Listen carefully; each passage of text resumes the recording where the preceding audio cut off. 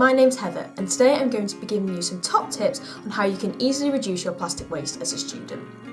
When most students head out for a day of lectures, they usually take with them a drink and something to eat, and this is actually a great place to start reducing your plastic waste.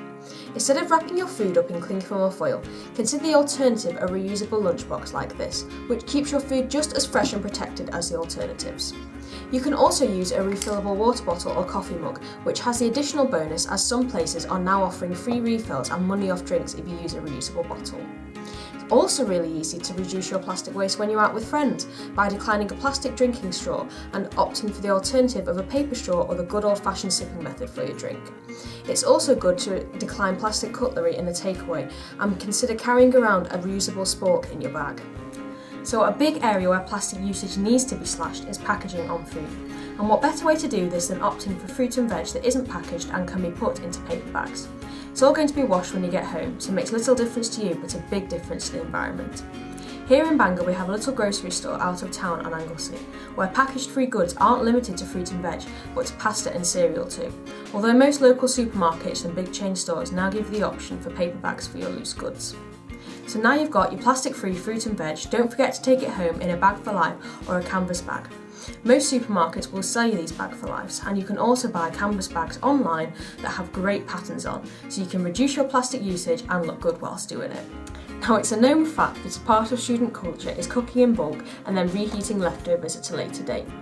Now most people put cling film over their food when they put it in the microwave, however sadly cling film isn't recyclable and often it isn't biodegradable either.